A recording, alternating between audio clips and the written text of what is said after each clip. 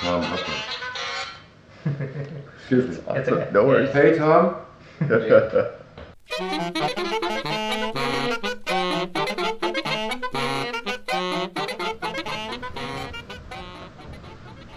would say that Nonaah started off as one of 5 projected solo pieces for saxophone. It came at a period when I wanted to get out of the cities and I moved to the country. I had waited until like the art ensemble had started to work, and then it dawned on me that I could live wherever I want to live. But then going to actually move into the country, it was terrifying. I got there and I looked in the mirror and I didn't really see that much. But the thing that did come out of that was Nonaah, which started out as a piece for solo saxophone. I mean, the only thing that I knew about Nonaah is that I wanted to exploit the 3 different registers of the saxophone, and so the saxophone would sound like more than one instrument.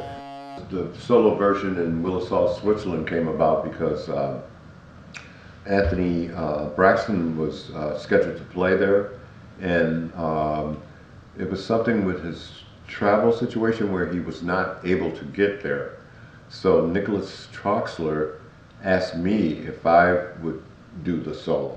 It was kind of a confrontation because you know, the art ensemble had already played at the festival, and there were a lot of people there that were waiting to hear Anthony.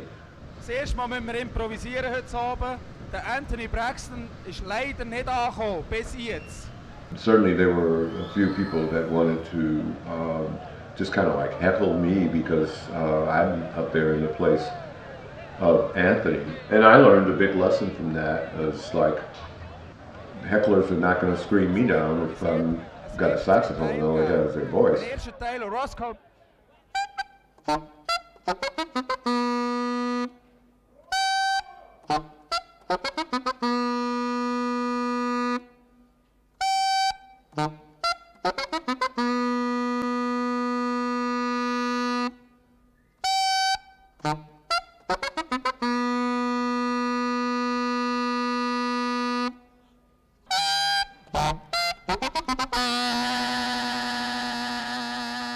Musical message with sonic sonorities and so on that I were able to get that, staying with that one phrase over and over and over and over again. And when the hecklers finally stopped and I stopped, it was it almost had cleared the air, and then I was able to go on and continue with this. With the solo concert. After I had played that a bit and so on, I started to become interested in the quartet for 4 saxophones.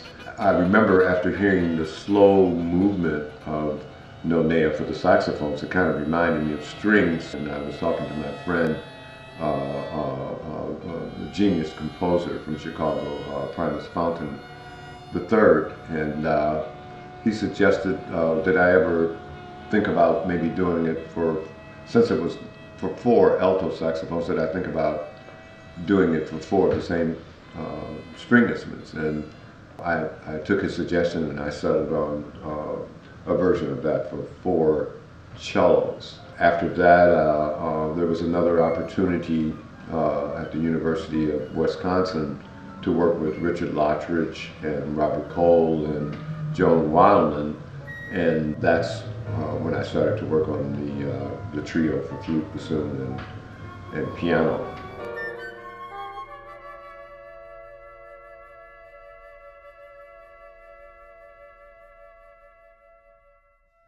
A lot of times with my work, I'll stay with one work for a long time, and what it's done, it really gives me a deeper knowledge of what I'm working with. I'm familiar enough with the materials through writing all these different versions, and also with the exploration of improvisation with this piece, that it gives me a kind of a vocabulary that I can reach back into and develop,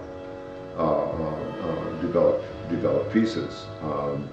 And it's so strange now. I mean, it's coming back to haunt me. It seems like everybody wants to know about noh-NAY-uh.